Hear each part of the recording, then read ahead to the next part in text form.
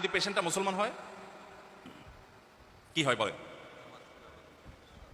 ওই ডাক্তার বলছিলেন যে ভাই, আমার ওই পেশেন্টটা যখন তাকে বলা হয় যে আপনি তো ক্যান্সারে আক্রান্ত, অ্যাডভান্স স্টেজে আছেন, ভদ্রলোক যদি মুসলমান হন তো সাথে সাথে উল্টাপাল্টা যত লাইন গার্ড ছিল সব বন্ধ টন্ধ করে একদম সুইচের মতো সোজা হয়ে যায়, মসজিদে যাওয়া ধরে, নামাজ কালাম পড়া ধরে, জমজমের পানি কোথায় বিক্রি হয় যত টাকা দিয়ে লাগে কিনে এনে খেতে শুরু করে, আজোয়া খেজুর খাওয়া শুরু করে, কালো জিরা খাওয়া শুরু করে, মধু খাওয়া শুরু করে দেয় এবং জানে যে এগুলোতে শেফা আছে। নবী সাল্লাল্লাহু আলাইহি সাল্লাম বলেছেন এগুলা করা শুরু করে, হুজুরদেরকে হাদিয়া তোফা দেয়, আপনারা দোয়া করেন, নিজেও আল্লাহর কাছে দোয়া করে, যারা দেখে তারে বলে আল্লাহর কাছে দোয়া করেন। একটা জায়গায় সে দরখাস্ত জমা দিয়ে দেয়, সে জানে সব দুয়ার বন্ধ হয়ে গেছে, ডাক্তারদের কিছু করার নাই, কিন্তু একটা দুয়ার এখনো খোলা আছে, সেই দুয়ারে সকল অসম্ভব সম্ভব হয়। কোভিড-19 সময় ঢাকা মেডিকেল কলেজের একজন ডাক্তার আছে, আমার খুব ঘনিষ্ঠ বন্ধু মানুষ, পারিবারিক সম্পর্ক, বাসায় আসা যাওয়া আছে। গত 2-3 দিন আগেও ফ্যামিলির সহ তার বাসায় দাওয়াত খেয়ে আসছি, নাম বললাম না।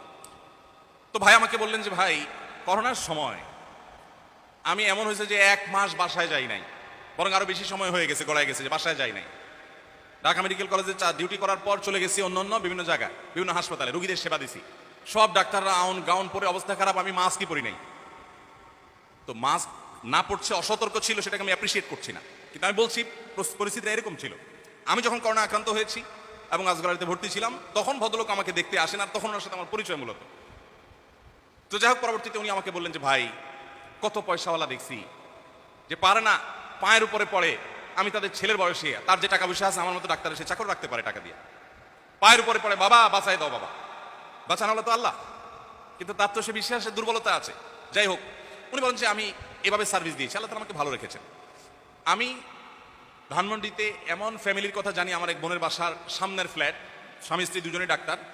করোনার শুরুর দিকে ওনারা দরজা জানালা সব যে বন্ধ করেছেন, প্রায় 1.5 মাস না 2 মাস যাবৎ বন্ধই ছিল এবং তারা ভিতরেই ছিলেন, যা ছিল সেগুলো তারা খেয়েছেন, শুরুতে নিয়ে তারা ঢুকে গেছেন এবং ইতোমধ্যে তাদের দুজনেরই করোনা পজিটিভ ধরা পড়েছে এবং তারা হাসপাতালে ভর্তি হয়েছে।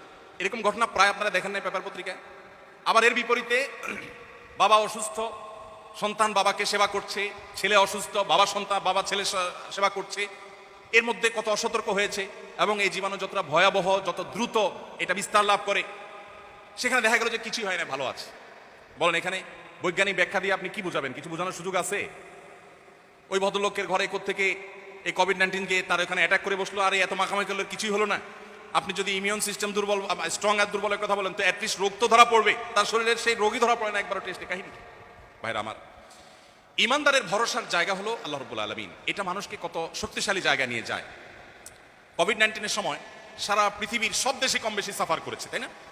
আপনি একটা জিনিস খেয়াল করে দেখবেন, মুসলিমরা তুলনামূলকভাবে একটু কম সাফার করেছে, ঠিক না? আপনি মানে সারা ওয়ার্ল্ডেই দেখেন যে মুসলিম দেশগুলো বা মুসলিম প্রধান শহরগুলো মুসলমানরা তুলনামূলক কম সাফার করেছে। ওই করোনার সময় একটা টেলিভিশন টকশোতে এক ভদ্রলোক, ধর্ম বিশ্বাসী নন, তার সাথে একটা টকশোতে আমাকে একবার ডাকা হলো। আমি ধরেন টকশো যাই না, সাধারণত যাই না, কারণ এটা আমার সাবজেক্ট না, তারপরে যেতে হলো বিশেষ কারণে। তো প্রসঙ্গত এই কথা উঠে আসলো যে মুসলমানদের একটা বড় শক্তির জায়গা হলো আল্লাহর উপরে ভরসা। যে কোনো মানুষ যখন জানে যে আমার পেছনে একটা ছায়া আছে, হাত আছে, যে হাতটা আমি ধরতে পারি, তখন কিন্তু তার শরীরের মধ্যে এমন ইমিউন সিস্টেম স্ট্রং হয়ে যায় যে তার মনোবল চাঙ্গা হয়ে যায়। মুসলমানদের সেই জিনিসটা আসেন নাই। তো ইমানদার কিভাবে ডিপ্রেসড হয়ে যায়, ইমানদার কিভাবে ভেঙে পড়ে? আল্লাহ রাব্বুল আলামিন বলেছেন, ওয়ালা ইয়াইআস মির রাহিল্লাহি ইল্লাল কওমুল কাফিরুন, আল্লাহর রহমত থেকে যাদের কোনো আল্লাহর প্রতি, কোনো সৃষ্টিকর্তার প্রতি বিশ্বাস নাই, তারা কাফেররা, তারা আল্লাহর প্রতি নিরাশ হতে পারে, তাদের আশা হতে পারে ও স্যাড ব্যাড বলে ইনজেকশন নিয়ে চলে যেতে পারে, বাট ইমানদার তো এটা করতে পারে না। ইমানদার তো একটা ভরসার জায়গা, আস্থার জায়গা আছে। আজ আমাদের তরুণরা, আমরা আল্লাহকে চিনছি না, আল্লাহর সাথে আমাদের দূরত্ব বাড়ছে, দিন যত যাচ্ছে বাড়ছে, এবং দূরত্ব বাড়ার কারণে আমরা সুখী হতে পারছি না।